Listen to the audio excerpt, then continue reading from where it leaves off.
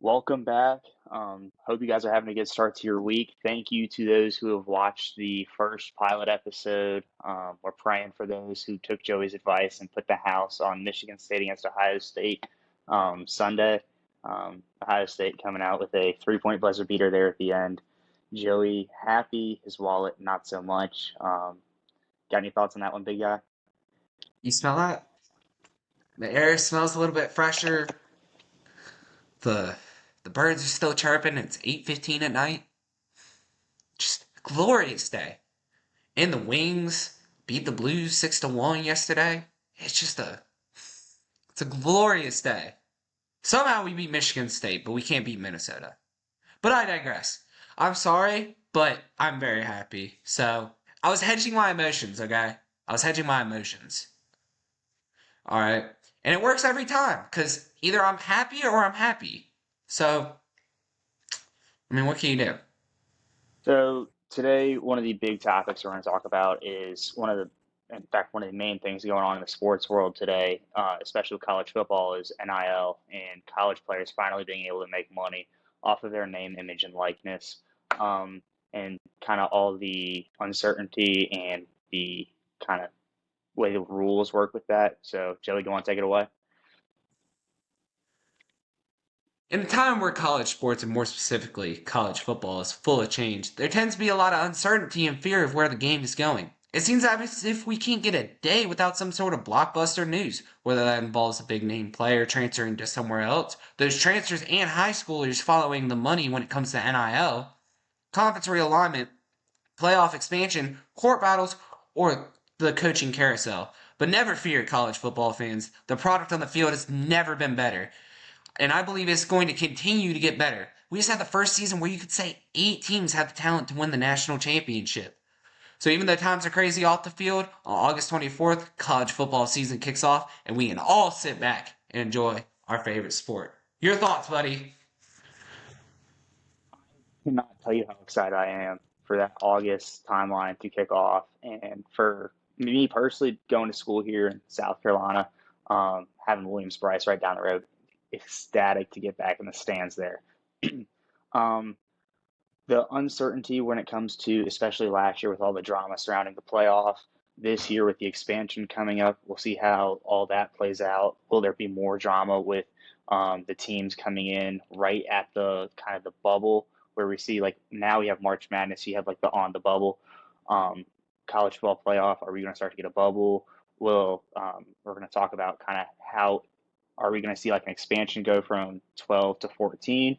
Could we see it go from even higher down the line, possibly even to 18 and even more teams coming in? So definitely excited. It's more excited for spring camps. I'm really excited to see what this South Carolina squad is going to look like in the fall. I didn't say anything about that because you and I have very different opinions on South Carolina. But no matter what, someone's always going to complain. Like Florida State last year, or Georgia last year, or you didn't really hear much from Ohio State and Oregon, because those teams did have a talent to win the national championship. Oregon just can't beat Washington, and Ohio State. I mean, you don't, this year you weren't going to lose to Michigan and get in. And I'm a Buckeye fan. I wanted us in the playoffs more than anything because we had a dang good defense. Like we were good. And we're gonna be better this year. Um, but you're never gonna make everyone happy. My take on is you might as well expand to 16. If you're worried about that, is the furthest you can go without affecting the regular season, because you have 17 potential games you can play. You have 17 between 12 regular season games, conference championship, and then 4 playoff games if you lose the conference championship as a Power 5 school or a Power 4 school. So, the 16, that's the only way, and even then, I don't think there's anywhere near 16 teams that can win the national championship. I don't think there's going to be 12 this year. I think we at most may have 8. But there's only one team out of the Big 12 that I see right now. I don't think there's going to be anyone out of the ACC. And we'll get into Florida State or Clemson, but I don't trust their quarterbacks. But we'll save that for another day. You want to get into it? You want to get in the nitty Um, gritty? yeah, I'd like to kick it off kind of where this whole thing kind of spurs off, and that'd be Florida State. Last year went Oh undefeated, God. won the ACC. Of course, Jordan Travis went down with a season-ending injury there towards the end, and I feel like that's one of the main reasons the CFP leaves Florida State That was out. before rivalry weekend, right? I That was believe like, cause they so. had they were playing a nobody. They were playing a nobody when Jordan Travis got hurt. I think it was. I think it. I think it was before, cause who they played? Florida? Yeah, they played Florida with Rodemaker. And then And then Rodemaker got hurt against Florida, I think, or in yeah, practice that week. it was. I believe it was in the game, and I believe it was like a hit. I can't remember if it was to. It was either I like think he to was like the. running. Yeah, he was running and he extended on the play. I believe either his knee got hit weird or he took a weird shot to the head and neck area. It was his knee because he broke his leg. Oh, okay. I So know we he have. broke his leg. Um, but um, Florida State should have gotten in. Alabama shouldn't have gotten in. I'm sorry, you lost to Texas. You got your you got your ass handed to you up front against Texas. Now, granted, you you beat Georgia bad up front. You beat Georgia bad up front, and I did not think that was going to happen. That's why I thought Alabama was going to lose that game. But um, I didn't think Alabama was going to have the guys up front to be able to beat Georgia, and they beat Georgia's ass up front. That's why they won that game on both sides of the ball. But like you went, all we heard for the last 10 years was win and you get in. Florida State did everything everyone asked them to do. Everything you could be asked for. And sure, you could say they wouldn't have won the games without Jordan Travis. They wouldn't have won 13 games. It doesn't matter. They won the games. It doesn't matter. You telling me if Jalen Monroe got hurt, that Alabama wouldn't have gotten in? If they were in Florida State's same position? They went 13 and 0 in a Power 5 conference. How do you not get in? Winning, you get in. That's all we were told the last 10 years. And then you leave a 13 and 0 Power 5 champion out. And bowl game, it's an irrelevant argument. Nobody was playing. Nobody cared. I thought Florida State should have came out better. But I mean, those guys didn't care at that point. Like they've been demoralized because they deserved to be in. So now I'm gonna argue the other side on a couple of your points here. I agree with the college football committee in some things saying that Florida State should not have gotten in. I personally was subject to having to watch the ACC championship. Terrible game. It was an awful So was the football Big game. Ten championship. Those games were both Um, on at the same time. I was miserable.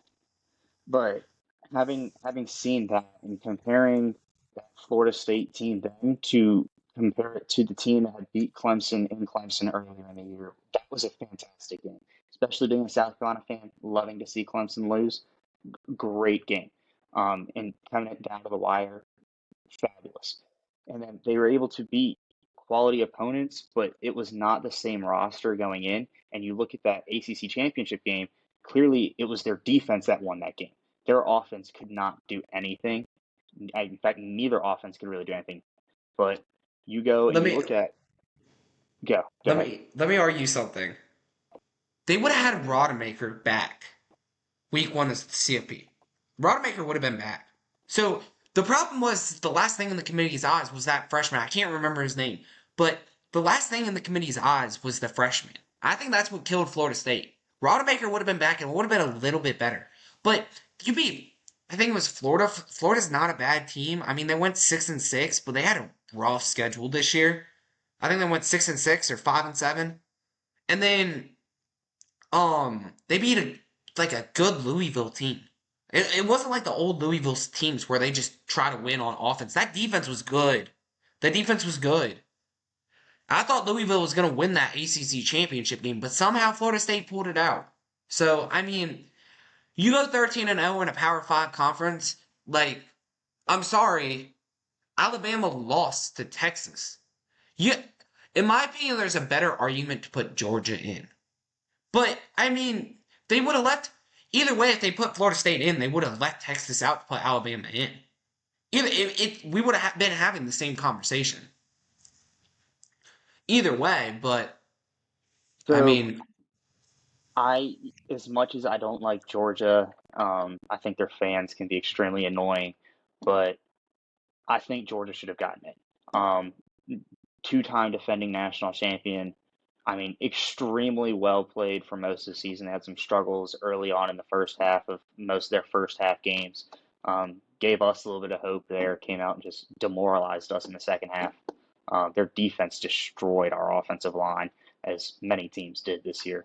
I think uh, Georgia should have gotten in. I think Michigan should have gotten in, especially with that win over Ohio State there in rivalry week during that Thanksgiving break. I think Bama should have gotten in over Texas, even with Texas having that head-to-head win. And here's why. I think that's awful take. What? Bama, Texas I think beat Alabama. that was no. It's a different Bama team at the end of the year. A, I a don't lot, care. a lot more quality wins than what Texas had. Texas lost to an Oklahoma team. It was a decent Oklahoma team, but the Big 12 is not anything I would compare to the SEC. I don't think it's as competitive. And Bama having wins over LSU, Ole Miss, and LSU was Georgia, trash this year. they were LSU's still not a quality win. LSU was trash this year. They had a still good more offense. They had a still good more offense, but they couldn't stop anyone on defense. it's Name one guy that could tackle on that team. still more competitive than the teams in the Big 12. I mean, My point is that Alabama's schedule, they had a tougher strength of schedule, and they came in the second half. They were able to fix their problems. They sorted things out on offense. Milrow heated up at the end, and yeah, they had a close call there in Jordan Hare with that 4th and 31, but they were able to win games when games mattered. so head to head doesn't matter. So Ohio State should have gotten in over Michigan then. If we're going to use that argument. I mean, Michigan beat us, but I mean, No, Michigan had a better record. So all right, hold on, let's hold on. put, hold on. Say we have a 14 playoff this year and Oregon beats Ohio State in Eugene, right? Mm-hmm. Oregon goes, or say Oregon loses to Michigan and wins the Big Ten championship. We're gonna put Ohio State in, even though they went 11-1 and have as many quality wins. Or say Oregon loses to Washington. So, but you're saying Oregon's winning the Big Ten, and then you're saying put Washington over a Power Five champion or Power Four No, champion. Ohio State. But Head to head. So you're saying head to head doesn't matter? no, so I'm saying that head to head in this case wasn't as strong of a case as it usually is. It always is a strong taste. Case. You were Okay, better than Alabama. Joey, hold on. Texas beat Alabama. Yes, I'm not denying that. They beat them pretty handily in Bryant-Denny Stadium. Bad Bama team at the start of the year. I will admit that. Bama at the start of the year, rough. That USF game, rough. But they cleaned it up in the end. And same record, I would honor an SEC champion, regardless of what their ranking was, regardless of what their head-to-head was, over a Big 12 champion, just because that SEC schedule is a lot harder than that Big 12 schedule. You can't that's so faulty because head to head has to matter. You went on the field and you beat them in their house. Head to head has to matter. We haven't even started on anything. We got to save this conversation for another day because we have not even started on anything. I'm gonna read off the CFP format. So CFP voted the 5+7 format over the 6+6. And it's going to be the 5 highest ranked conference champs, but there's no seeding. So the 4 highest ranked conference champions get the automatic bye. But say Liberty wins, I don't know what conference they're in. Say Liberty wins their championship. They're not guaranteed the number 5 spot. But the 4 highest ranked conference champs get the first round byes. Next, 7 highest ranked teams were 7 at-large bids. There's no limit on teams from whatever conference. So 5 through 12 will play first round with the higher ranked teams hosting at home. So 5 hosts 12, 6 hosts 11, 7 hosts 10, and 8 hosts 9. And it's not like a shifting bracket like the NFL is. So The winner of 8 and 9 will play one. The winner of um 7 and 10 will play two. Winner of 6 and 11 will play three, and the winner of 5 and 12 will play number four. And the quarterfinals and semifinals will be NY6 bowls. National championship will still be a neutral site. No conference will automatically qualify. So you could have a situation where maybe an 8-4, like 7-5 team wins the ACC and doesn't get in. Or no, that doesn't make sense. Never mind. No conference will automatically qualify. So I guess you could see only three power conferences get in. That's what I'm getting from that. Um, So is it the top five conference Conference champions? champions from any conference. No Power Four team is Okay, guaranteed to get in. So okay. you could have a situation from where no one from the ACC gets in. I don't I don't see that happening. I don't see that happening, but like I don't see I because I don't think they're including the Pac-2 in this conference championship because you can't really win a conference championship. So I don't think they're including that. And then bowls are going to look so we're going to have bowl tie-ins until 2026.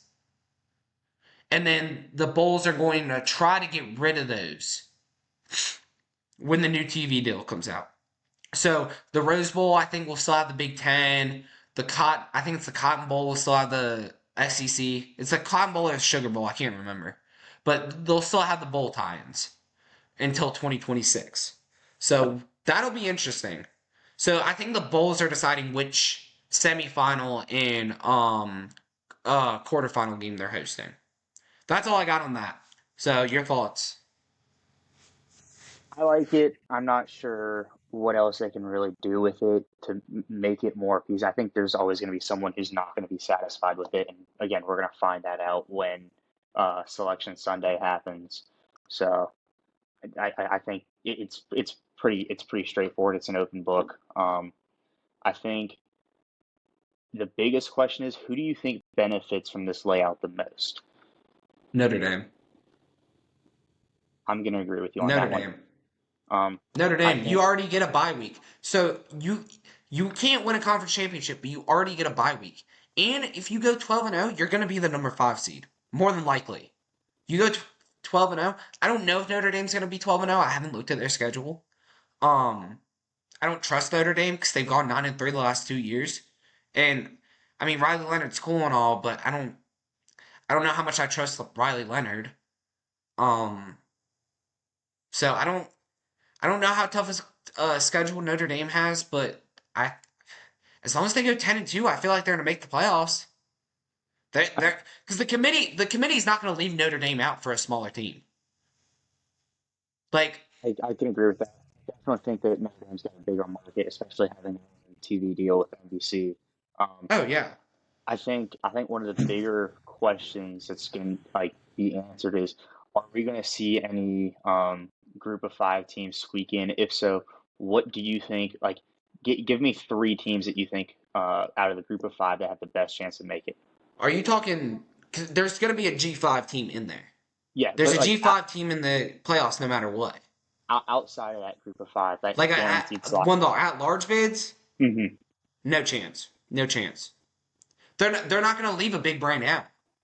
A 9-3 LSU is going to get in over a 12, like a 12 and or a 13-0.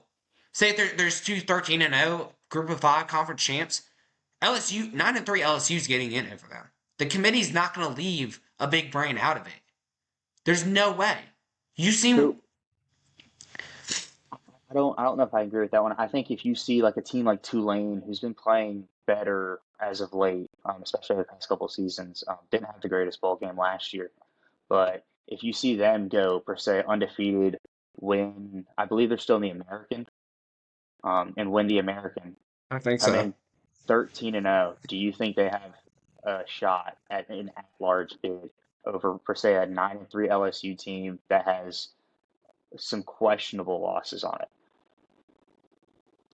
So are you? It depends how many quality wins are on it. Like if LSU has like is like Oregon this year, where they only had one ranked win, and that was like the last week of the season against Oregon State. I don't know. But I still think the committee's not going to leave a big. Like, they refused to leave Alabama out of it last year. We can have our argument about that, but they refused to leave Alabama out of it for a lesser brand in Florida State. I mean, that's the way I look at it. Because I think Florida State's a lesser brand in college football. Well, I think anyone's going to be a lesser brand, especially when it comes to Alabama. I mean, that's one of the biggest names in college football for the past 20 years. Yeah, we'll see what happens with DeBoer. I trust DeBoer, but we'll see what happens. I mean, he's won at every level that he's coached at. I think he, especially with the system they got in place with Alabama, and especially with Saban kind of staying on in an advisory role, it'll be interesting to see how well they do. Especially playing in the SEC is going to be hard for whoever is coaching, but we'll see I how that think plays out. I'm not going to give out a lot of predictions until fall camp, but I think Georgia's going to beat the hell out of Alabama and Bryant Denny. I think Georgia's going to beat the hell out of them. Is that like opening That's week weekend, 4. week That's 4? week 4. That is DeBoer's first SEC game. I think Georgia's going to beat the hell out of them because I don't think Alabama's going to have the guys up front. It'll definitely be. I think the first 2 games for just about every team in college football will tell us just about how their season's going to go. Oh yeah, because Georgia plays Clemson week 1. I think Georgia beats the living daylights out of Clemson. I think the Oh Clemson yeah, dynasty is done. 100%. I don't trust Cade. I think Shipley's gone. I think that Clemson doesn't have any skilled players. I think that the relationship between the coaches and the players is starting to deteriorate. Especially you saw that last season when Klubnik pulled the ball against Miami. I can't remember if it was overtime or if it was like fourth and goal, like late in the fourth quarter. He pulled the ball and tried to get on the outside, got beat by that D lineman, and ended up losing the game. Yeah, and then coach threw him under the bus, which is wild. So I mean, I think that But Davin relationship is refuses to use the deteriorating. transfer portal, and he can't So recruit wide receivers right now. Cade has no and one to throw the ball to. I'm getting out of there if I'm Cade. Anyway, let's move to the 14 team playoff. You said everything you want to say? yeah, I'm good. All right. So on Wednesday, February 21st, CFP discussed a 14 team playoff that would start when the new TV deal comes out in 2026.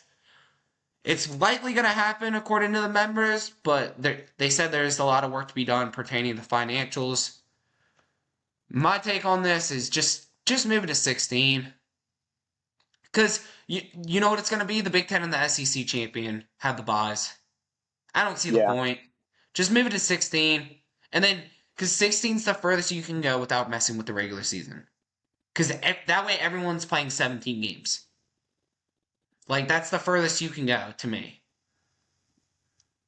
And, I mean, I think we're foreshadowing here, but I think the ACC is about to collapse, so. I mean, we're going to talk about this in a minute.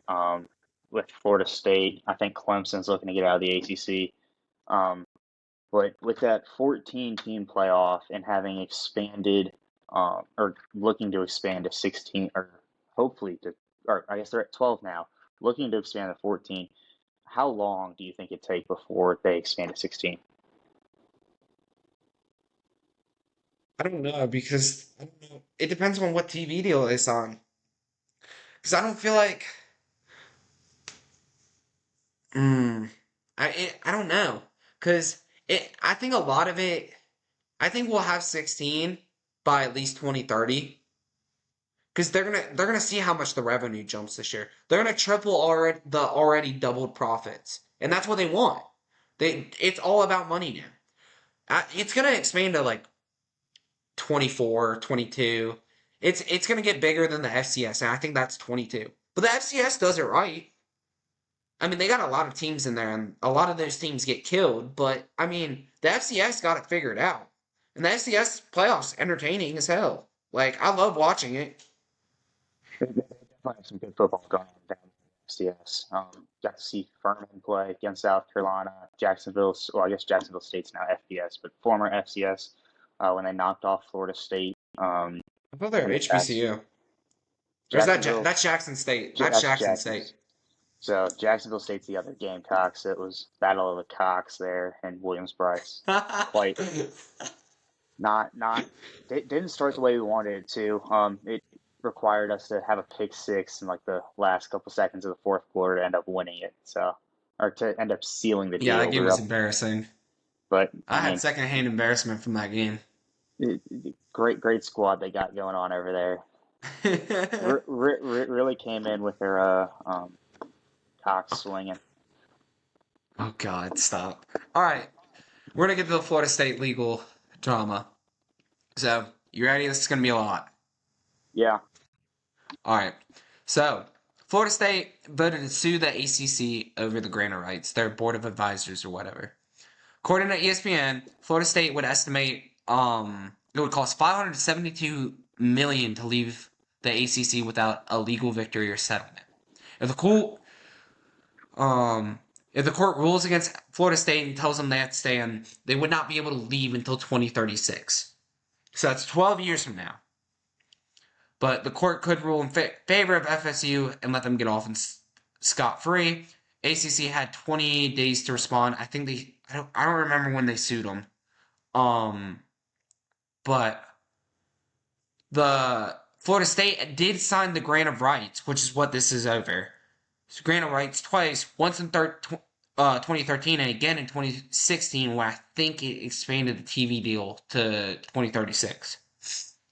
The ESPN, I believe, on Thursday, I don't remember what day that is. It was like the 20th, I think. 22nd? Something like that. ESPN joined in siding with the ACC, alleging Florida State exposed trade secrets and gave ESPN's competitors up on negotiation tactics. The ESPN, once the court case sealed, and alluded Florida State's lawyers committed a felony by knowingly exposing ESPN's trade secrets. So, I'm going to say what I got to say real quick. ACC is going to collapse if Florida State gets out. If ESPN gets in, with ESPN getting into it, it makes it a lot more interesting, but I don't know if ESPN wants anything to do with it. But this does open for the Big Ten to go grab Florida State because ESPN's pissed off at Florida State now. So, because I don't think Florida State's going to SEC now. With ESPN joining it, I don't think ESPN's going to want Florida State. So I think Florida State's going to go probably to the Big Ten. This could go the worst it possibly could for both sides. Because if you're Florida State, I'm paying you however much money. Because what is the ACC going to do with that money? Like, the money doesn't get you anything. It gives you the money to hang on. Because once Florida State leaves, Clemson leaves, Miami leaves, and I can't think of any other big brands off the top of my head. I mean, Duke's a big brand in basketball, but I think you had like the hardcore like since the beginning ACC teams, so like the Duke, UNC. I don't think I could see them leaving. I could see Virginia Tech possibly leaving and trying to go to either the SEC or the Big Ten. it's gonna fall eventually. So And I think the ACC is next up on the plate for the conference phantom slaying the and conferences. it'll be interesting because I think the Big 12 might have staying power, especially with all the new teams they got. Like, not even including the Pac-12 teams they got. You got Houston in basketball, UCF. It's not a bad athletics program. Who else did they get? They get Cincinnati. I believe so. I think they got Cincinnati and one more team. I can't remember who it was, but I think the Big 12 is gonna have some staying power. So I think it's gonna be a while before the Big 12 collapses, which is ultimately where we're going. But I think the Big 12 is gonna have staying power for a little bit, especially now with Utah and Arizona and Colorado. I think there's one more team. No, I don't think so. Arizona State. It might have been Arizona State. I think Arizona State. I can't remember where they ended up. But that's the difference between the Big 12 and the ACC. The Big 12 went out and got teams. I mean, you got Hmm. Cal, Stanford, SMU if you're the ACC. Those I don't athletic programs, I mean, when it comes to football and basketball, those are not big brands. know. I think that's the problem. Is I will say I think a lot of the teams in the ACC outside of Duke and North Carolina are more, and I guess obviously Florida State and Louisville with football and Clemson with football as well. They're non-revenue Miami. teams. Miami, they're not. They weren't that good. They Not made last year, but they're still a brand. Marvin's yes. gonna get that team back. I mean, as long The, as he the, doesn't not take the knee, like he just yes, needs to I take mean the knee it next was time. But they made stupid mistake after stupid mistake, and it cost them games during the season. I mean, games that they frankly should should have have won. won. And so it's I think the ACC is more of a powerhouse when it comes to the non-revenue sports, especially adding Stanford, insane golf program. Um, I don't know much about SMU athletics other than they beat up on Navy football every once in a while. So I think in the SEC with their massive deal with ESPN doesn't really need to add anyone. Of course, we added Texas and Oklahoma kind of at the very start of the conference realignment, so we'll definitely see. I think this season when Texas and Oklahoma play a full SEC schedule, we're gonna see. Hey, did going back to the head-to-head point earlier, how do these Big 12 teams fare in an SEC gauntlet? I think Texas is gonna go like 11-1 this year. Not looking at their schedule, I think Texas is gonna make the playoffs easily. I think Texas But slips in as like a 10, 8, 9 seed. So I think they I get gotta an look at at their schedule large. before I say anything further because I don't know. Um, I but don't I yeah, don't I don't I think think this is the death bone of the. I think this is the ACC starting to die. I think we're gonna have three conferences for a while, and I feel like you can make. I feel like you could realign all the conferences to make it regional again and make it work. But and who knows? I mean, I think we're slowly going towards a system where we have a G5 championship and like a Big Ten versus SEC at that point of like a league of like 48 teams and you just see the best matchups every week because that's how you get revenue. That's why the NFL makes so much more money than college football. Is because you see, I mean, the NFL you have single digit spreads almost every week. Almost every game is a single mhm. digit spread. Like a lot of games in college football, Georgia's gonna go kill somebody. Ohio Yeah. State's gonna go kill somebody. Alabama's And gonna go kill somebody. it's Michigan usually those, killed almost every team they played this year. and it's usually, especially for Alabama and Georgia, it's usually those cupcake non-conference games that they go and just absolutely bludgeon someone, where they have like a 35-point line. Um, And so nobody's gonna watch that. Nobody no, wants to watch that. it's terrible football. It's not Like entertaining. that's why you need to put these like teams like West Virginia, like and West Virginia had a good football program when Will Greer was there. Will Greer was there, but I mean they're not like Cincinnati. Cincinnati's not a huge brand. Cal, Stanford, some of these other schools that just like they're not big brands. And I'd watch a G5 championship.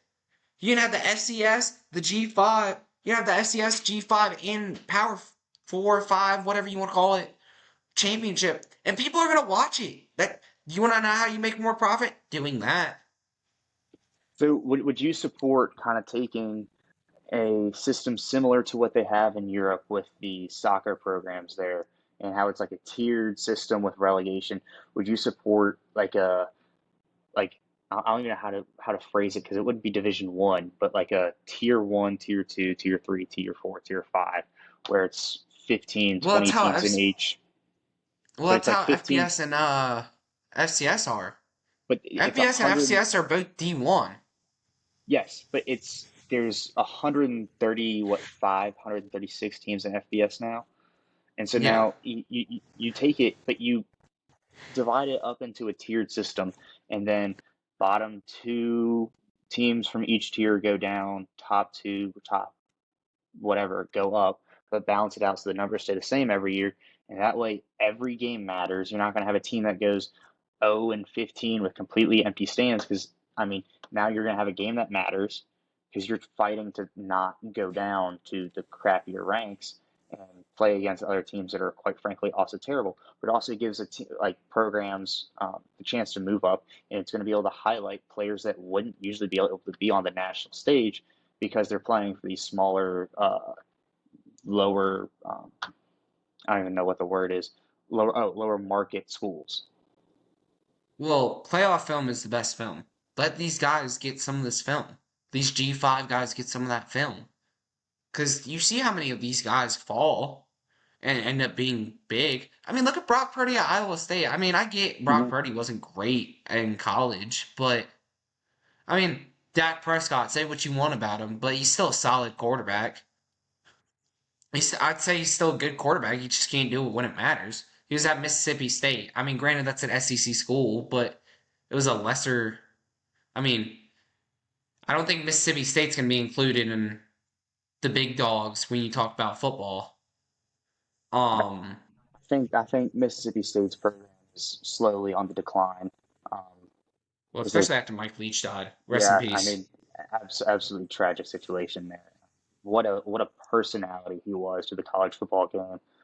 Um, and so yeah, I think that when you look at the way I mean, this goes for a lot of teams. When you have that coach who's been a staple there for so long, just like Steve Spurrier was here, and then once they leave and that program kind of leaves with them, how does that team go and reset and do that? And I think that it'll keep coaches in college football at a certain spot for longer than staying here for 1, 2, 3 years and bouncing. If there is some sort of like a relegation system where they have the chance to take something from, let's say, like a tier five, tier six team going up and competing for a national championship in 10, 15 years. Yeah. Couldn't say it better. All right, you want to get to this Tennessee and UVA? Yeah, All more right. legal drama. Yeah. This is great news, though. All right, so Tennessee and UVA sued the NCAA on January 31st after news broke that Tennessee was being investigated for violations concerning Nico Iamaleava. I probably pronounced that Nico wrong. Iamaleava. I don't know either. That I don't think that's right either, but it's all right. The lawsuit alleges the NCAA violated antitrust laws by denying athletes the ability to earn compensation for NIL. And just to be put out there, Nico signed like a $8 million NIL Yeah, deal. it was The judge, so let me finish it this. okay. Go. Judge granted an injunction to UT and UVA, meaning that NCAA can't enforce NIL rules. So NIL is running wild now, which means this is the death of the NCAA. This is a W for everyone. Everyone rejoice. Take it away. So, just for some clarity for the listeners at home, Nico signed a NIL deal while he was being recruited with I don't know if it was like a sports equity firm. Some it, the way the deal was structured kind of guaranteed him $8 million by his junior year, and so the way I think the NCAA was trying to come at that was like, hey, a school like Tennessee could be using money to lure players to come and play for them. Whether that's accurate or not, is besides the point. So that's what I had to say on that to kind of clear that up. Everyone did it. Everyone does it. Yeah, I I mean, mean, there was a clip of Johnny Manziel the other day, saying that he I, got a $3 million back, or his dad was talking about a $3 million backroom deal. Like, I, people have been getting paid for years. It mhm, was harder then than it is now. Your favorite school's been paying players for God knows how long. mhm. Everyone does it. Everyone did it, and now it's just out in the open. I think it was Lane Kiffin that said this. NIL has been a thing for a while. Just, we're starting to know about it now. Like everyone does it. Your favorite team did it, and this is the death of the NCAA. I think the CFP is going to take over, and college football is going to split. from all the other sports. And that's where we are in football today. So great news for me.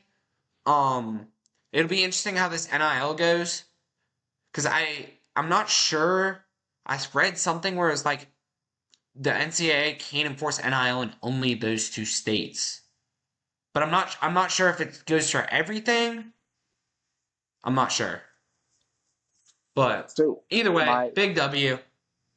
my big question coming from this, and I think a lot of what people's questions in general are, is especially if this is the death of the NCAA as kind of everyone's forecasting it to be, and the CFP takes over football, what happens to the NCAA's role in, per se, basketball, tennis, all these other not football sports where there isn't really like a governing body outside the NCAA? I know like tennis has like their own like International Tennis Association, I think is what it might be called, the ITAA, and there's other various organizations that have somewhat of an influence on their respective sports.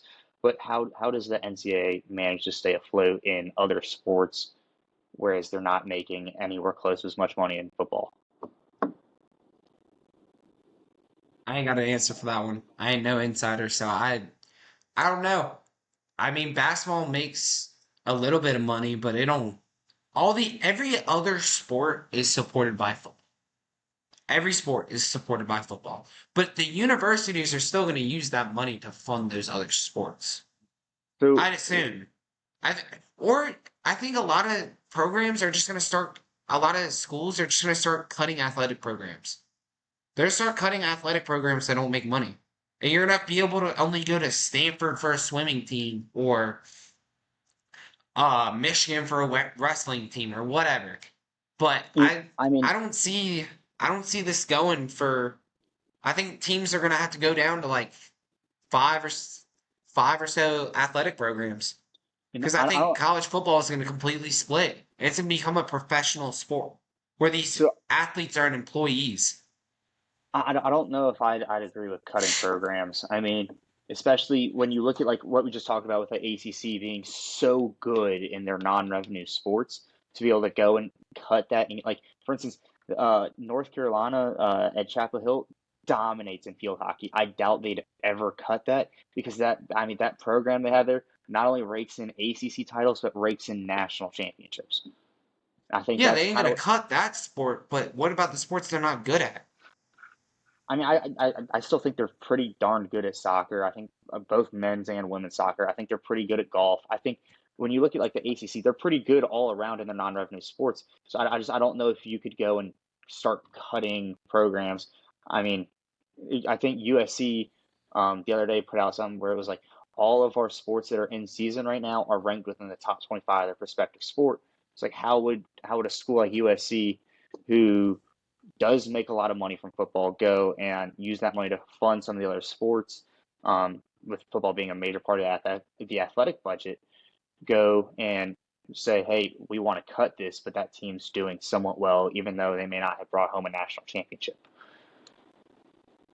It depends how much money these schools want to use on other sports. Because they could just put all this money into the football programs and like in the end it's all about money. And football is gonna make you the most money by far. Mm-hmm. And if you make it if you separate and you have the 48 best teams playing against each other every week, like they're gonna put all their money in that, and it's gonna get to the point where these athletes aren't student athletes; they're employees. It's gonna get Yeah. to that point where they don't even go to class anymore. So do you support the universities be able to pay them outright? It's gonna get that way. Either way, it's gonna. I mean, at this point, you might as well. I mean, I don't care. These kids can make the money. Like they make their billions of dollars are made off these kids a year. I don't care. Like pay the players. Like it doesn't make a difference to me. Like as long as you go out there and still ball, I think there should be limits put on the transfer portal. But spend all the money you want in NIL.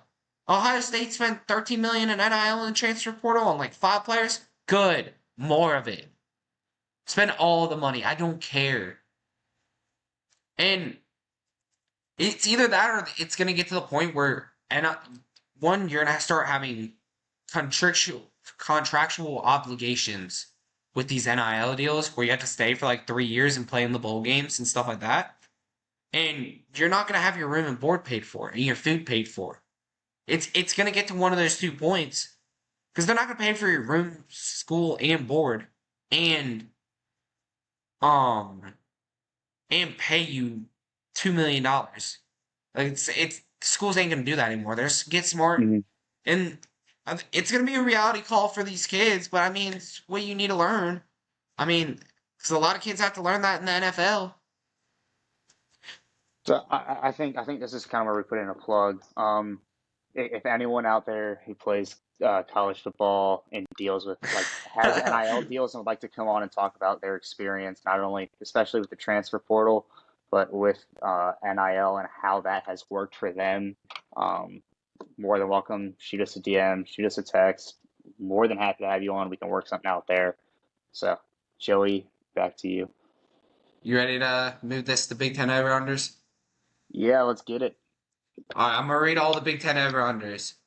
All right, so you got Ohio State and Oregon at 10.5, Michigan State and Penn State at 9.5, Iowa, Maryland, Nebraska, USC, and Washington at 7.5, Rutgers, Wisconsin at 6.5, Illinois, Indiana, Michigan State, Northwestern, and UCLA at 5.5, Minnesota and Purdue at 4.5. So Which ones do you want to look at? I mean, I think my easiest take, I think it's going to be Oregon over 10 and a half. I mean, we can dive into game by game. I think Oregon hits that over. Yeah, A let lot of me their let me pull up Oregon's schedule. a lot of their big games are at home, and given being the Big Ten is not exactly all that close, not only having to travel to Oregon, but to then play an Autzen Stadium, I think is going to be a tremendous home field advantage for the Ducks. All right, you ready? I Yeah, got Oregon's schedule. All right, you got Idaho at home, win, win. That's one win. murder, murder. And that's one of those Boise games. State, Boise State at home. Boise State could be good this year. I still So think it's a win, especially at so, home. so But Boise State's no walk in the park. I'd take Boise State. On I don't know what their line's going to be. It's probably going to. I could definitely see Oregon being like It's 21 and a probably half going to point be three favorites. tutties. So I think I'd take Boise State to cover that. I see Oregon winning by at least 2 scores, but I don't see them winning by anything more than like 17. This 2 game stretch is interesting. Next, you have at Oregon State and Corvallis. That is an interesting game.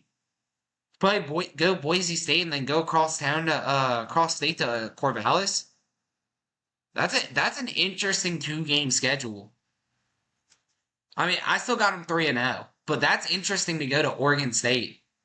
I've got them 3-0 And and if I'm well. Oregon State, I'm Max. You left us. You left us for a prettier girl. Like I'm gonna come into that game pissed off. So that'll be an interesting game. I still got them 3-0. Um, then they have a bye at UCLA, I think it's a home win. against Michigan State, home against Ohio Win. State, at Purdue, home So I against think Illinois. I think you look at the Ohio State and then that last game of their season against Washington. I think they go 1-1 in that split. I don't think Washington's gonna be all that, but I don't think Oregon beat Washington. I think Um, I think Oregon finally gets over the hump and beats Washington. I don't know how well Jeff Fish's program is going to do this year. He did great at Arizona last year, kind of rebuilt that program, but I don't know how well that's going to transfer to Washington. all right, so you got Ohio State at home, at Purdue, home against Illinois, at Michigan, which we'll see how good Michigan is this year. Home against Maryland, at Wisconsin, by home against Washington. I have them We'll for see 11 with some of wins. these teams this year. I mean, that schedule's not a walk in the park. It's not a like insanely tough schedule, but that schedule's no walk in the park. No, but I definitely think that I they still got them have. 11-1 too, Yeah, but I've got them 11-1. I think they'll move on to the Big Ten championship. I don't know who they'll play, but I think they're gonna play Ohio State. yeah, I think we'll be able to really solidify our projections after the second weekend. mainly because we'll be able to see a lot of what the problems were with these teams last year, how they translated, and what a lot of these new coaches are doing with their new programs, especially with Kalen DeBoer at Bama, Jeff Fish in Washington. Those are the two big notable ones I have. Washington lost so much. Yeah, everyone jumped ship and went to Bama. So Yeah. we'll All see right, how that you West want to do Coast Ohio offense State's real does. quick? Yeah, we can do that. All right. Home against Akron. Home against Western Michigan. Bye. Home against Marshall. At Michigan State. Home against Iowa. At Oregon. Bye. Home against Nebraska. At Penn State. Home against Purdue. At Northwestern. Home against Indiana. Home against Michigan. I'd say, I say uh, 11-1. um, yeah, I I could think see we them either lose. being, I think we lose to Oregon. I think we yeah, lose and at then Oregon. Penn yeah, State's not beating us. no, Penn Penn State State lost too has much on defense. I don't trust them. and I think one of my big things with Penn State is that the Franklin program has had a tough time winning those big games in the Big Ten East. It's like They've I think they've won one of their games against Ohio State and Penn State in his entire rotation. And so I don't know if I can trust him in those big games when it really comes down to it. Um, so I don't know if I have enough faith to put a Penn State dub in that part of the schedule. Um, and then I'm worried about Iowa though. I'm worried I about don't playing Iowa at home. That is a trap game. I don't know about That Michigan. is the week before we play Oregon. That is a trap game. Yeah, but I don't know what Iowa can do on offense. Their defense phenomenal, but that's the only thing they can do. Their punter That phenomenal. I've seen Iowa beat us before a big game. I've seen it before. I've seen Iowa murder Ohio State. I think it was at Ohio State. So now, if you lose that game to Iowa, do you have any concern for your Big Ten championship hopes? No, So no, you because think I you'll be think able? if we lose to Iowa, is because we lose. If Ohio State loses to Iowa, it's because they looked ahead. So then, do you think that I if think they we murder lose, Oregon. I think we murder Oregon the next week. I don't think we're gonna have these guys like Caleb Downs and Quinshawn Junkins. Either either it's gonna fall apart and we're gonna Ohio State's gonna go 9-3 and they're gonna lose to Michigan again. They'll lose to Iowa.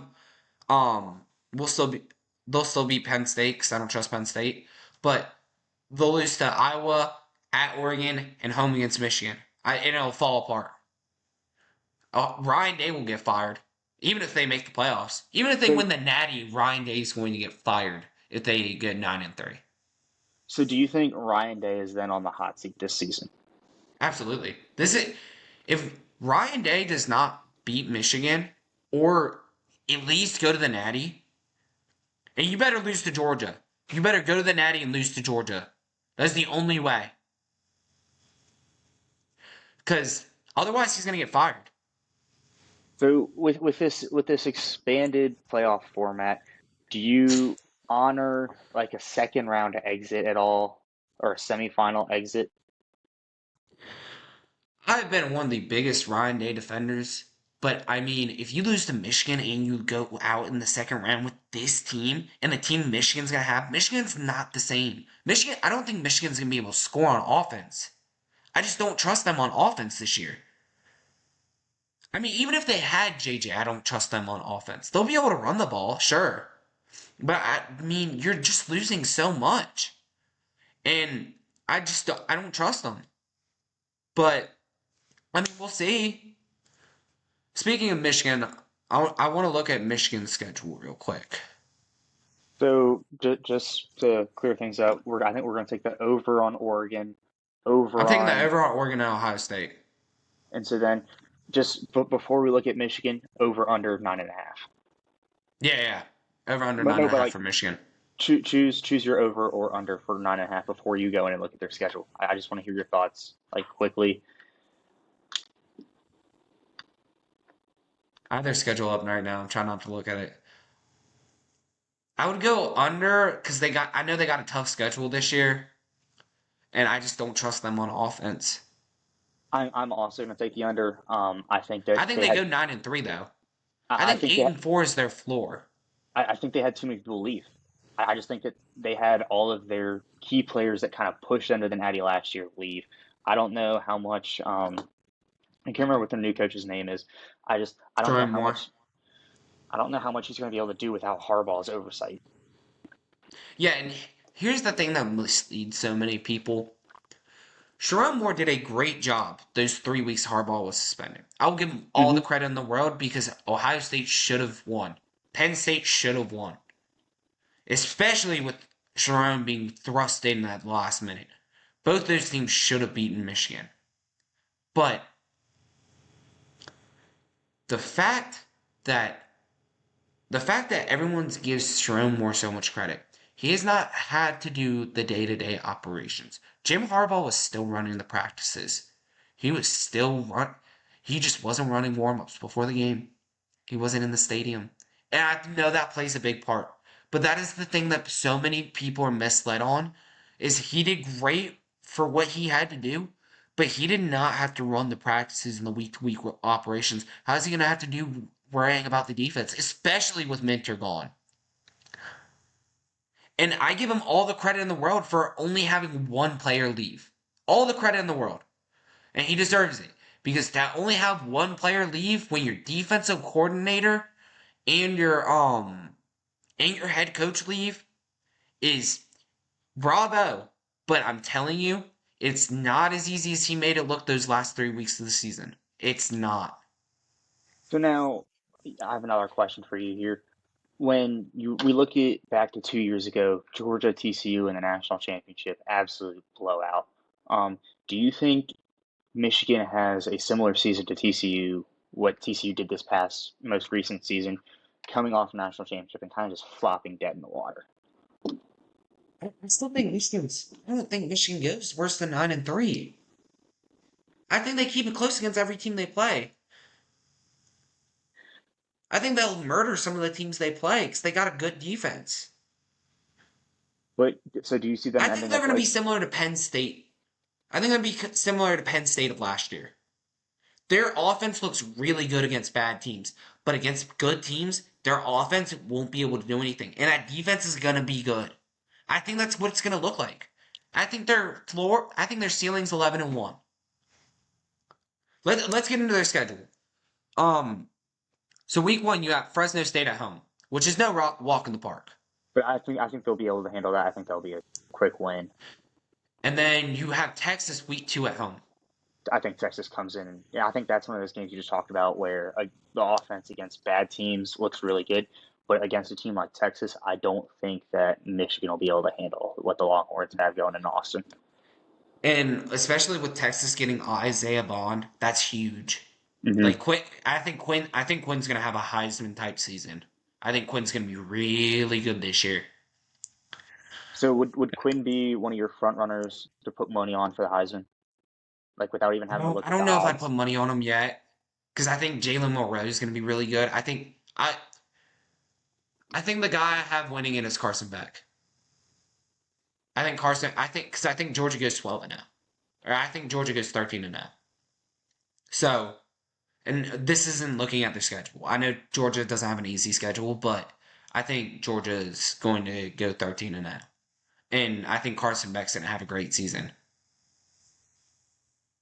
But I think their team this year is gonna be better than last year. But then you have Arkansas State at home, USC at home, home against Minnesota, at Washington, bye, at Illinois, home against Michigan State, home against Oregon, at Indiana, bye week, home against Northwestern, at Ohio State.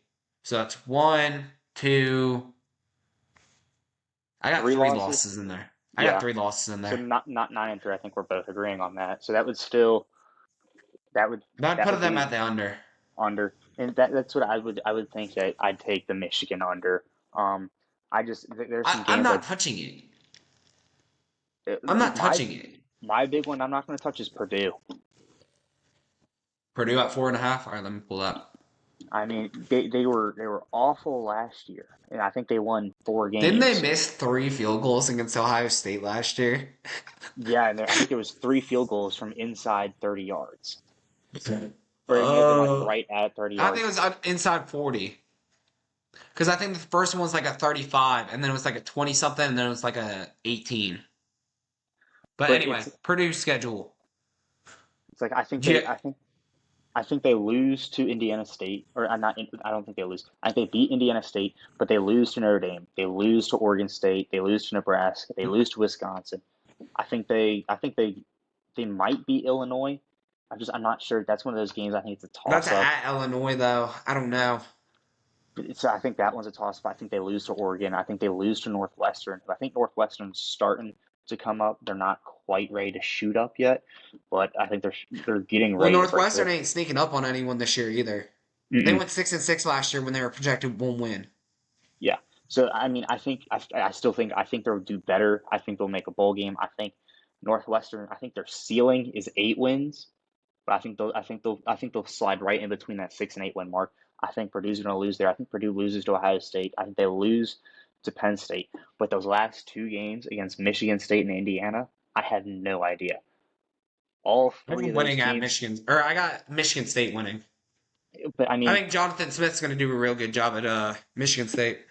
Purdue, Michigan State, and Indiana the past couple of years have not been quality programs. Well, that's because you got the feels from Mel Tucker when he had like, what did he have, like 4 wins at Colorado? Or like 6 wins at Colorado?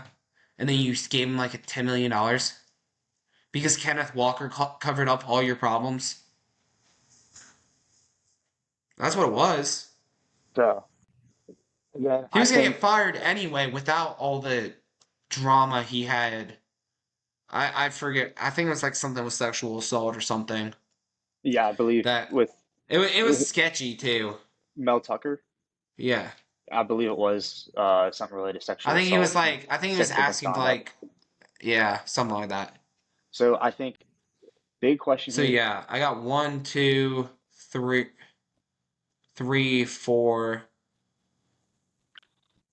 5, 6, 7, 8, 9. Yeah, I got him going 3 and 9. That might be the best bet on the board. So, but That might be the best bet on the board. here's my question. Let's say Purdue Oh, they're goes at in, 4.5. but Purdue goes in and loses to Notre Dame by like a touchdown, makes it real close. Do you think that tells you more about Purdue being possibly a better team this upcoming year, or do you think that's saying that Notre Dame may not be as good as everyone thinks? That I don't see a second, way. I don't see a way where Purdue only loses to Notre Dame by PUD. I just don't see a way that happens. but Unless I Riley mean, Leonard gets hurt, I don't see a way that's possible. we're throwing out the hypotheticals here. I say for whatever reason Purdue keeps it close. Let's say they have a huge season this year and somehow keeps it close with Notre Dame. Do you think that that line then becomes like, oh, it might be time to look at the over? No, I just don't. I like Ryan Waters or Walters. I forget his name. He's in his second year, so. But I don't see Purdue doing anything. I I just believe, don't. I did don't they add? see it because you're losing to Notre Dame. You're losing at Oregon State. I have a feeling Nebraska's going to be better this year, so give you a loss there. You're not beating West at Wisconsin. We'll give you a win against Illinois. You're losing at or home against Oregon. What Northwestern will see. At Ohio State, you're losing. Penn State, you're losing.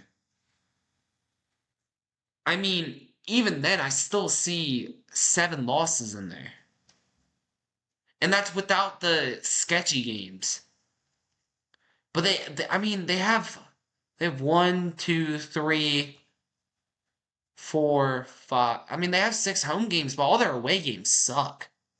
Yeah, that I think that's gonna suck trying to go to Research Stadium there in Corvallis. Okay, who's the next squad you want to look at? Well, we can probably do I one think by one. Purdue's the best bet on the board. I think You Purdue think Purdue? under 4.5 is the best bet on the board. Hey, well, Um, we can listeners, do take note on Northwestern that. or Washington. Or USC. USC's low. Yeah, let's look at USC coming in at 7.5. All right. Week one, you have LSU and Vegas. Love that for you. I got him a loss. I don't see a way you beat LSU, even though it's bad Well, defense versus it's awful defense versus awful defense. but how much do you think not having Caleb Williams is going to affect that USC offense? Look what they did in the bowl game. I mean, the kid threw for like 6 touchdowns, and he's got an absolute banger of a name. I forget his name, but I know his name was absolutely great. But I just, I mean, I don't know. I don't know how good Nussmeier's going to be. I mean, we've seen him, but he's good. But I mean, they're both these defenses can't be much worse. Mhm. So my big question to you is how much do you think that LA Coliseum is going to play in a home field advantage, especially having teams travel? I mean, you have Rutgers traveling cross country, Penn State traveling cross country, um, I Notre mean, Dame going. I think Penn State might murder them, but But how much do you think that jet lag is going to play a toll? I mean, I think that's something that's been discussed lightly. I think it's gonna depend on. I think it's gonna depend on the traveling schedule of the teams. I think it's gonna depend on what time the games are scheduled. Because you can't have a 12 p.m. kickoff Eastern time. 12 p.m. Eastern time kickoff. I Even think they have. 12 p.m. Pacific time. You can't have a 12 p.m. Pacific time kickoff because for those guys in the East, that's 9 a.m. for them. So I think as long as they keep the kickoffs at It's the other way around. I think that they keep the kickoffs at 3:30 p.m. Eastern time for all these West Coast games, it'll be fine. But you also have to see what if you have some of these games kick off at 10 p.m. Eastern time. Where it would be like 11 or not 11, but 1 a.m. back home. If No, that. 10 p.m. Eastern time. So it'd be 7 Oh, okay. p.m. in California, but it'd be 10 p.m. here in Eastern time zone. I feel like the players might be able to adjust for it because how much do they do on a game day leading up to it? I think they just kind of chill in the hotel, relax, get rest. Yeah, I'm not sure. But I I've don't. never been part of a football locker room. So I don't know how much. I think the flight and stuff is going to affect them more. I mean, going on that long I think five it six depends hour how flight. early they get there. Like if you get there on a Friday, like if you get there on a Friday night, yeah, that's gonna affect you. But if you get there on like Thursday night or Friday morning, I think it'll be a lot better. Because the only thing is how is that gonna affect the practice schedule? So that's a lot. That'll be interesting. But I think it's gonna be the same for the West Coast teams. Hmm. All right. So let's go through the schedule. Finish going through the schedule. So you got Utah State you got LSU in Vegas. Then you got Utah State at home at Michigan.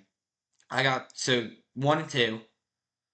Home against Wisconsin, at Minnesota, home against Penn State, at Maryland, home against Rutgers, at Washington. Bye week, home against Nebraska, at UCLA, home against Notre Dame. Oh God. 1, 2, 3, 4, 5. Under. I got the under. And that's giving them a loss against Washington. I think especially now being so far out, there's a lot of speculation. I think after the second week of the year is I think when we'll be able to know for sure. Hey, we called this back in Well, February, a March.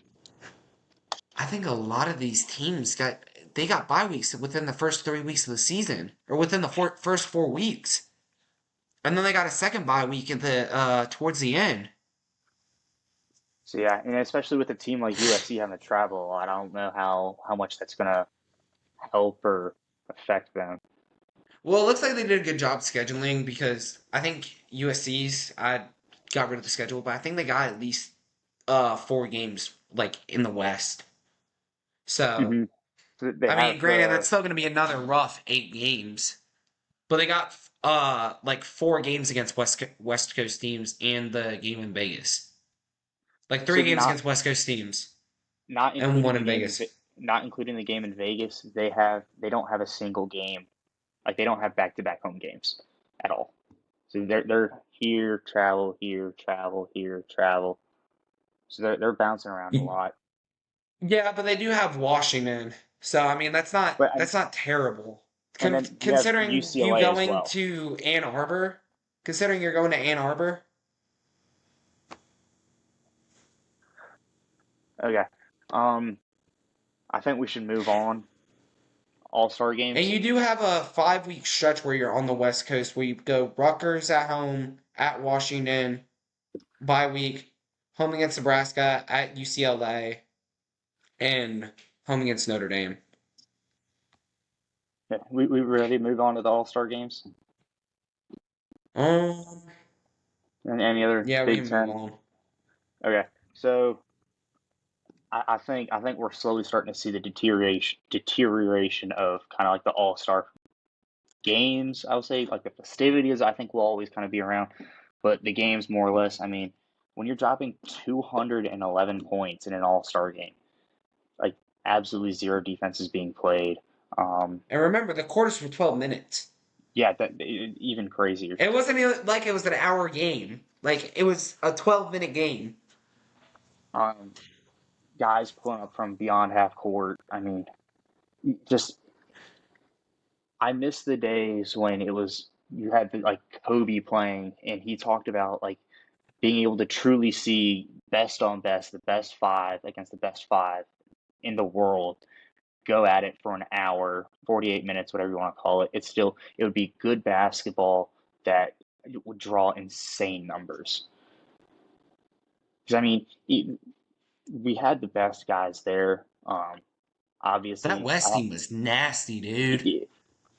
filth. I mean, it was disgusting what they could do if like you put them like through like an actual regular season. If you're looking at like a Warriors, was it 2016 where they went like 72, 73 and They won 9? like they only had like 10 losses Yeah, or like I think 12 they had losses. I think they had 9 losses. I think they were under double digits. But I mean, That'd, insane what they'd be able to do. But you look at, and I don't think it's just basketball. You look at kind of like what the NHL had, where you had Kucherov getting booed in Toronto because he was half-assing it through like like the skate with the puck drill that they did at the All-Star game. Um, Bro said that he was there not to get fined. the yeah, like he just did not care, and I think you put guys in the All-Star game who want to be there, who want to care. You not only created a more positive environment for the players, but the fans also are a lot happier. I think you're going to bring in more revenue, and all that. NFL, I think you know my qualms with that. I just not really what it used to be. I remember watching the Sean Taylor hit. That bring back any memories for you? Just absolutely laying guys out. Given I understand where a lot of the players that come from not wanting to get hurt, but I mean it could be a little bit more interesting. Given the flag football this year, I think it was quality football. I think it's something that I'd be okay with, especially with the Olympics now having flag football moving forward. That's going to be really fun to watch. See who actually gets picked from the U.S. to represent and go and play for us. Well, I So don't think the NFL is going to let their guys go to the Olympics you don't think because so, all it takes especially is someone. All it takes is someone to tear an ACL. so. My question is now The with NFL doesn't want to hurt their profits. so NHL players now being allowed to go and play in international competitions. I think more specifically the NHL and the IIHF competitions. I believe is what they agreed on.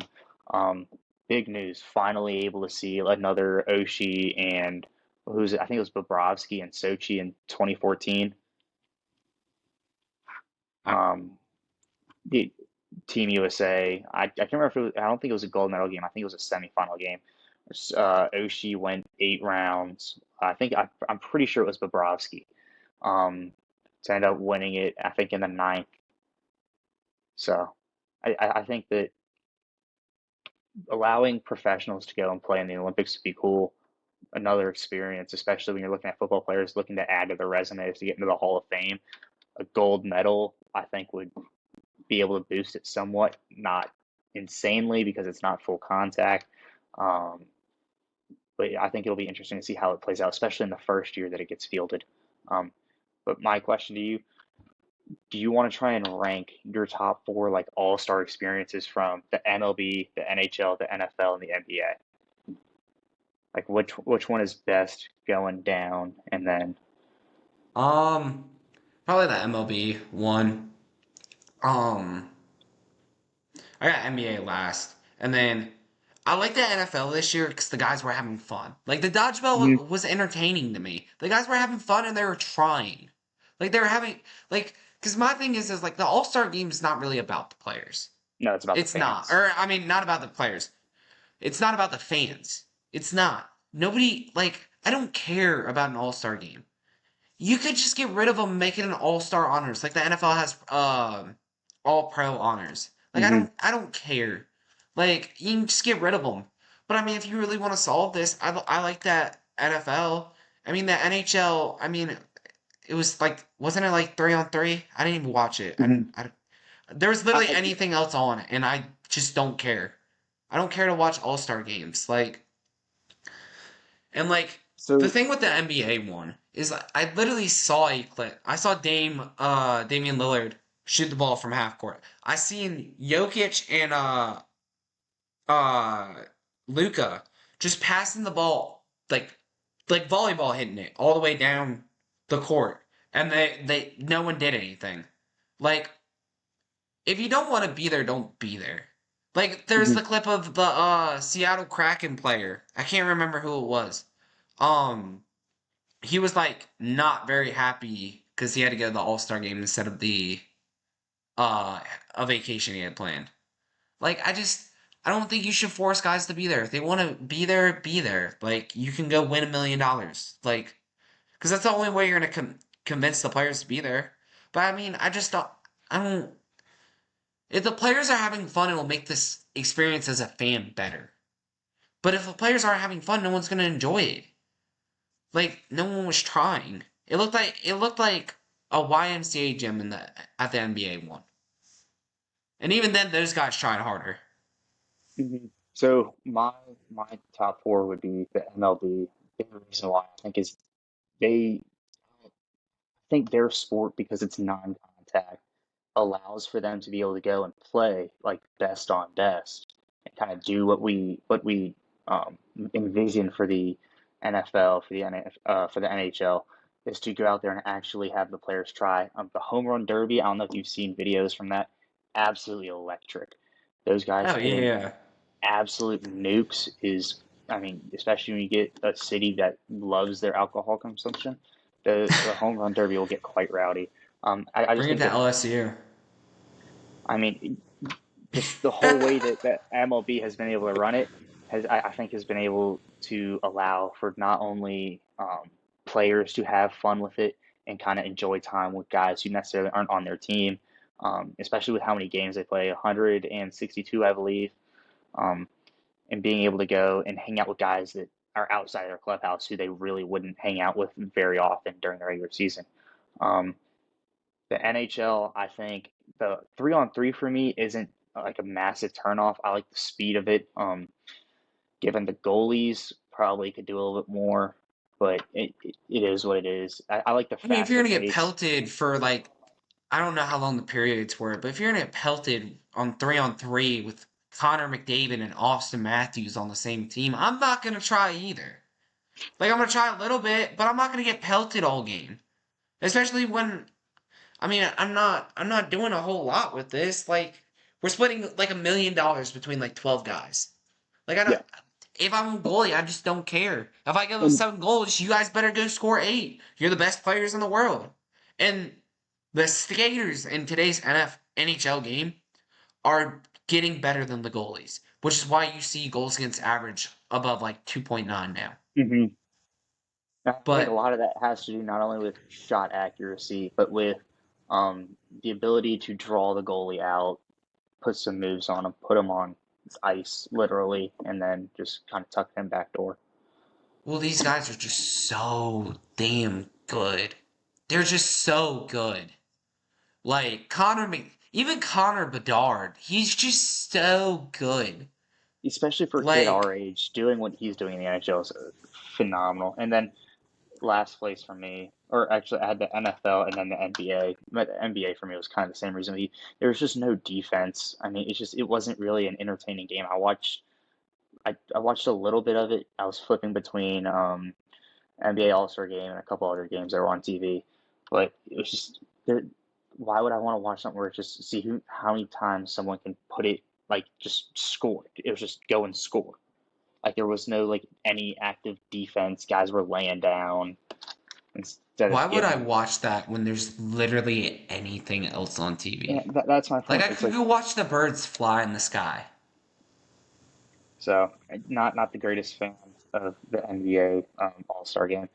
Speaking of basketball, though, big big event happened. I guess yesterday, Saturday, um, time of recording being Sunday, with Kyle Filipowski getting run into by the students from Wake Forest while they stormed the court. What are your thoughts on court storming in general? Court and field Look, storming with football. field storming, I didn't have a problem with what Tennessee did. What the problem I have with it is taking down the goalpost. That's how you hurt a lot of people. I read a thing the other day where it's like 73 people got hurt from taking down the goalpost at Michigan. And I don't remember when that was. But I don't have a problem. Like Tennessee, it was the first time they'd beaten Alabama in a long time. You should not, if you're an unranked team, you should not be storming the court because you beat a ranked team. I'm sorry, it shouldn't happen. Ohio State, like depends on the circumstances. Like I'm completely okay with Ohio State storming the court against Purdue. We had been we had been bad, and we finally got a win in Diebler's first game. I'm fine with that. But I'm sorry if you're Wake, there's no reason to storm the court. And if you are, why are you running on the court with point 0.3 seconds left? And I'm tired of seeing people on Twitter or X, whatever you want, whatever name it's called today.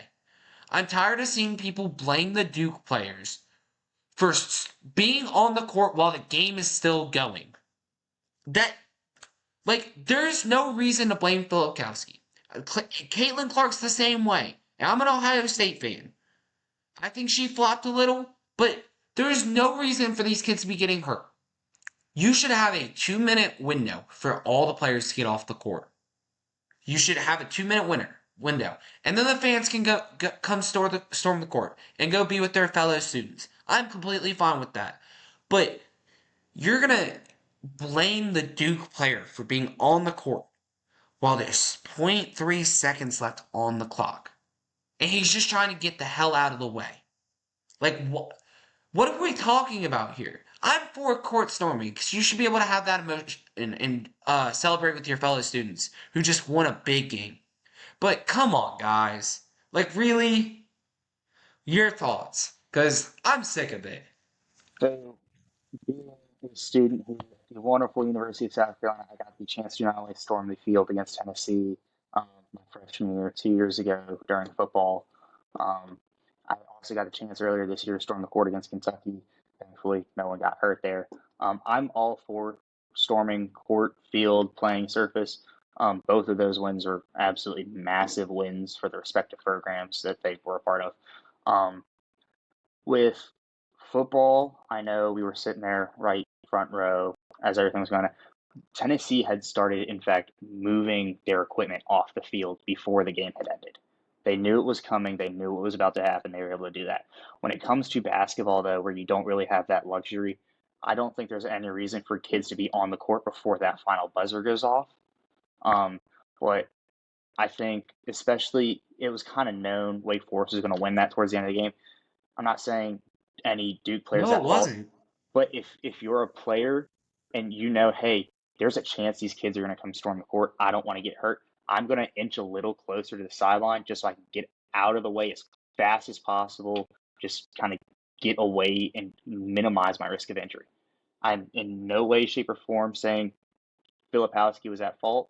I don't necessarily agree with what the especially there. I think there was one weight kid who like punched him in the back.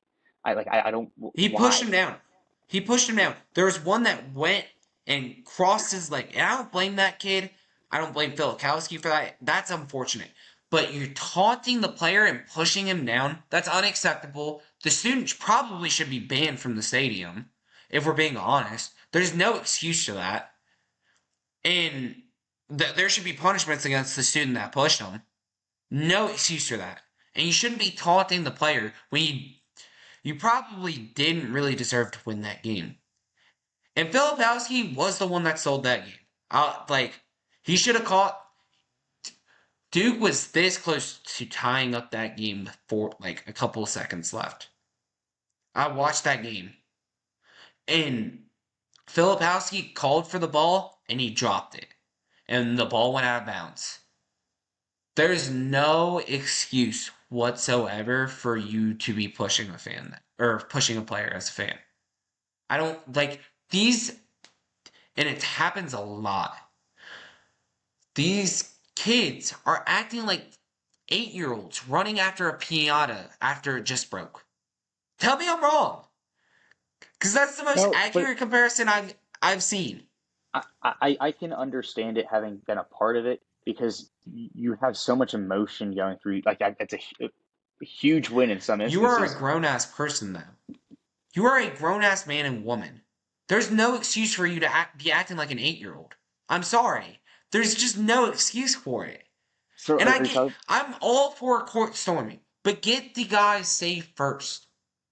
Like, So, we but should not be having to move our equipment off in a tight, move our equipment in a tight game. No, security should step up and not let anyone on the court.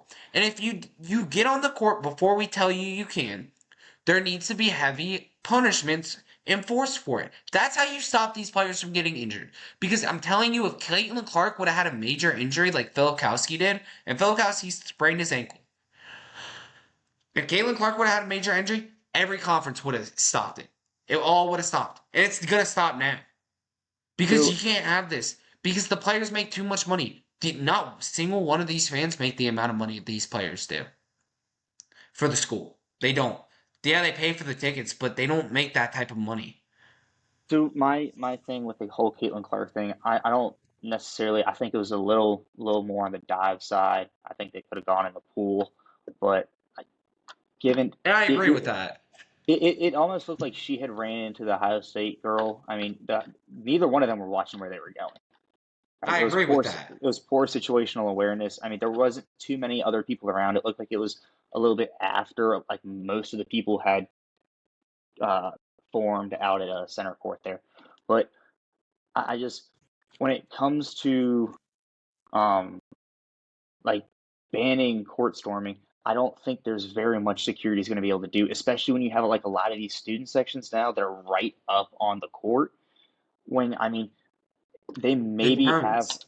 they maybe have 100 security guards there for the entire arena. So what are those security guards going to do against student sections with 8,000, 9,000, 10,000 people in them? It's the deterrence after you do it. You announce the penalty, and if someone does it, you have facial recognition. Don't act like you don't know who these students are. You can find out easily. Because y'all have student IDs, don't you? We do have They student got your IDs, but picture on file, do they not? I believe yes they do. But how are you going to do that with 9,000 people? That's going to take weeks. It doesn't matter. You punish one person, someone's gonna figure it out. And either way, it's not hard to wait for 2 minutes. I'm sorry, but most of these people weren't a fan of these schools until a year ago in their lives. At most 3 or 4. Like, you can But wait I two mean, minutes to go be on the field with your players.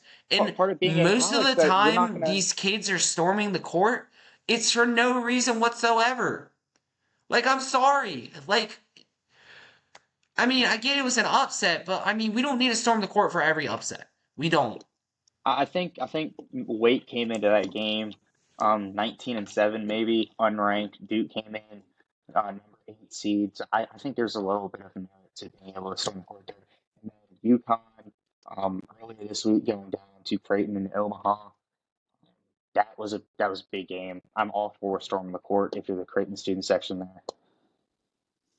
And I'm for storming the court. But just wait for like a minute, 2 minutes for the players to get off the court. There's no reason you should be running on the court with time left on the clock. There's absolutely zero No, reason. I think you can wait for the game to end. I'm not saying, hey, don't wait for the game to end, but once that game ends and the masses start to move, I don't think there's any stopping that. Until you Or, start punishing people. Deterrence.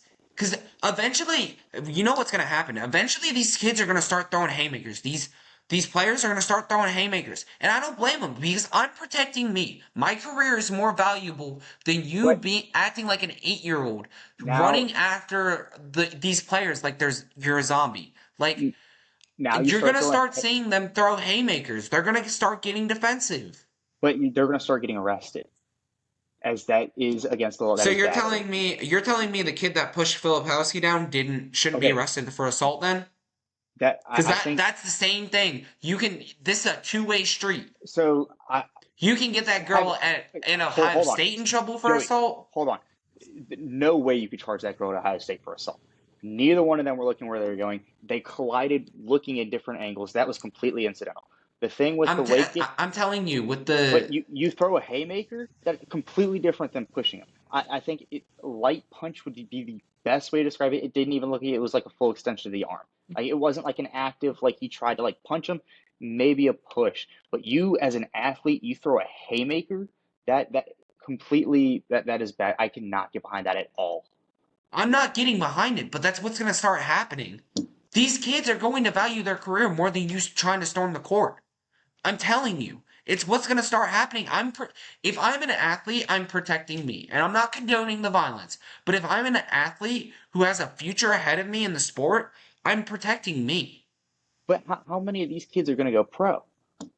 Like It doesn't matter. I'm the percentage protecting of them that me. the percentage that translate to go pro and I have a future, it's not worth going to jail, going and getting kicked out of the school because I threw a haymaker. And if we're talking about worst of the worst here, you throw a haymaker at one kid, 100 other kids see that, you're about to get mobbed.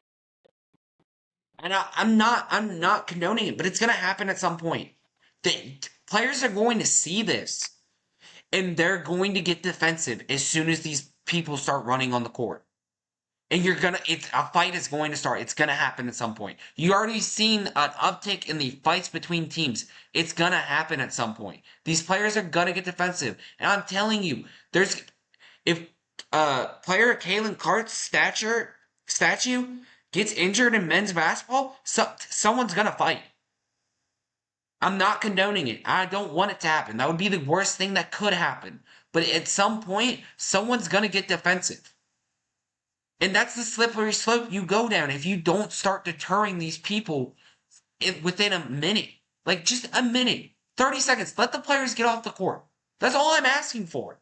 Just let the players get off the court so that way everyone can enjoy it. You are above 18 years old. I know you can restrain your emotions for 30 seconds. That's all I'm saying. And maybe I'm coming on the wrong side of this issue, but there's no reason you can't wait 30 seconds for these players to shuffle to the paint of the court and not the hardwood. Like that's That's where I lean on it. that's what I talked about being like the athlete, being able to realize and have the consciousness to be like, hey, there's a chance they're going to storm here. I'm going to make my way not to the locker room, but kind of inch a little closer to the side, a little closer to the exit, just so that when the inevitable does happen, I'm not putting myself in harm's way. But here's the thing: it's one thing if it's a blowout, but I think that game was a 4-point game. Yeah, it was. I think It was a two-point two game until 4 seconds left. two free throws there at the end, put it out of reach for Duke. Yeah, But see, yeah, let me bring this on. Penn State I believe, was down 80-72 or 79-72 with and 34 seconds left, came and back. they came back. If it shows that is possible. If I am Duke, I'm not giving up. If it's that close if it is within 4 points, 2 scores, I'm not giving up. And But I'm not gonna be closer to the sideline just because your fans want to storm the court. That's not what's gonna happen, especially when I'm competing for a better spot in the tournament. It's not that I'm not getting closer to the sideline. That's like it should not be on me for you to control yourself as a fan when I'm competing for this game, which is what you paid to watch. And storming the court's not a right, it's a privilege that these schools are allowing you to do. They're gonna start enforcing this more and more. And these conferences have already started talking about imposing heavy fines. And you know what? On the schools. And you know what's gonna but start the happening when SEC they already does it. But you look at what happens every time an SEC team storms the court. It ends up being worth it. Like the opportunity to the cost there. student But I mean, for example, until someone when gets hurt again. when we stormed the court against Kentucky, the athletic program had no problem paying the fine. When we stormed the field against Tennessee, they were overjoyed, and I believe our athletic director said it was the easiest $100,000 he ever had to pay. And that's fine. And you can be happy about that until it happens to your player. You would, I guarantee you, you would not feel the same way if this happened to South Carolina. You're not going to be like, oh man, my player should have been closer to the end of the court earlier. Like, that's not how you're going to feel. Like, and I'm not even saying that about Caitlin Clark in Iowa. Like, I think they were both in the wrong. I think Caitlin Clark flopped a little bit to get attention, but they were both in the wrong. And I think Caitlin Clark should have moved towards that in the court earlier. But I mean, you're on, like, my thing with this specific incident is you're on the court with time left on the clock, and this kid got injured when it was not his fault, and there were 4 seconds Yeah, left in the game, and you were down 2. and that That is my problem with all this. I was with you on that. When there's time left on the clock, you shouldn't be on the court. But once the time's out, as a player, when you realize you no longer have a shot to win, like once that win is unattainable, I'm That is a going to. bad way to look at it, though. Well, okay, yeah, you mentioned the Penn State where they had momentum, they had it going their way. Well, at a certain point, when you're a team, you're down 4 seconds left, you see that shot go up, and you don't feel like it's going to go in. Or I'm actually not going to use that example because weirder things have happened. But you're down 5, 6 with seconds left on the clock, and it's like not really happening. I'm gonna like look and be like, okay, that's my plan to get out of here. So, as a coach, you're gonna just tell you're gonna encourage your players. We're spending way too long on this, but as a coach, you're gonna encourage your players. There's 6 seconds left on the clock. The game only goes for 34 minutes or 39 minutes and 54 seconds. So with 6 seconds left and you're down by 6, just move to the side. Move to the No, side. Let the but fans I'm have. saying Let the fans have it. 'Cause this is what it's really about. no. Like, no. Hold on. In the instance where it's like, because I'm not gonna say, hey, we're down 6 seconds left. It's gonna be like, go for it. But like, you look at like what happened with UConn earlier this week. They got blown out by double digits. That's like, okay, yeah, we're gonna lose. There's no real point in trying to like. It was known that was gonna happen. Creighton was making a lot of threes down the stretch to kind of even pull away even more, even though that game was in their pocket. But it's kind of like once it's known that you're going to lose, once you realize, hey, there is no shot left, that's when you're like, okay, now winning is no longer a priority because we can't. Like it's impossible. It's done. Now, as a It's coach, my responsibility is to help my players be as safe as they can.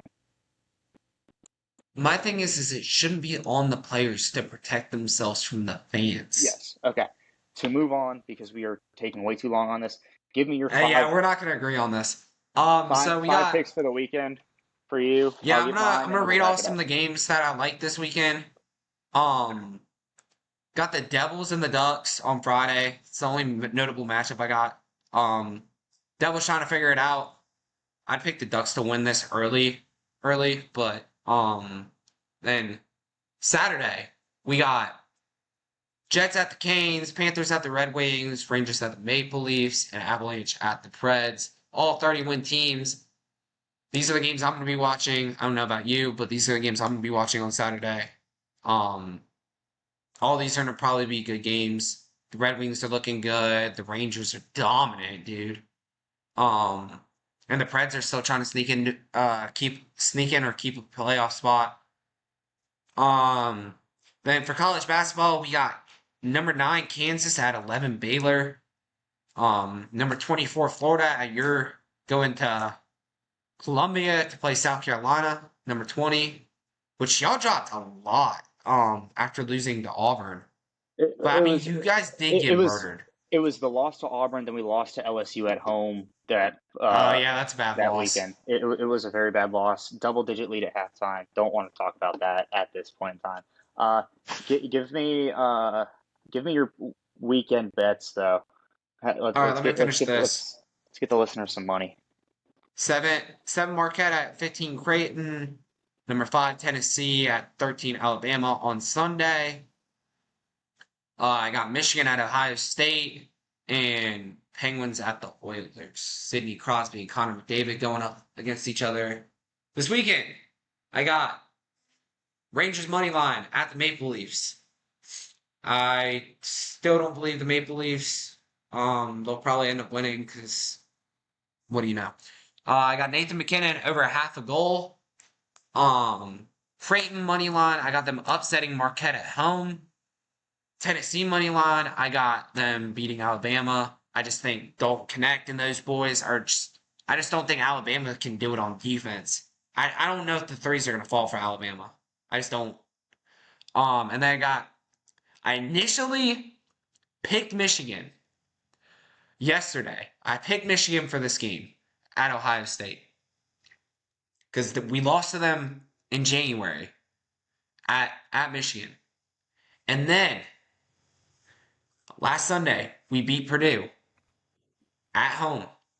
This Sunday we beat Michigan State at Michigan State. Give me my boys in scarlet and gray. To pull it out at home, beat that team up north, and I'll probably go 2-3 on these. So back to you. I've got South Carolina money line over Florida at home. The boys did great this past game against Ole Miss in Ole Miss. Big elbowing call from one of the Ole Miss players That who was funny, straight bro. up He's gonna just get suspended. He oh went. yeah He tried to like do a swim move and just went. 100% intentional, ill intent behind that. I believe a suspension is coming down the pipe for him. So Oh I've got yeah. and all these games for those of you listening at home are going to be Saturday. So if you want to parlay it and win even more money, by all means. South Carolina money line over Florida, the Philadelphia Flyers money line over Ottawa. All Um, right. Winnipeg money line over not South Carolina, but the Carolina Hurricanes. Winnipeg's been pretty hot lately. One of the top teams in the West. Denver money line Under. over the Lakers. I've got Denver over, or not over, but Denver money line versus the Lakers.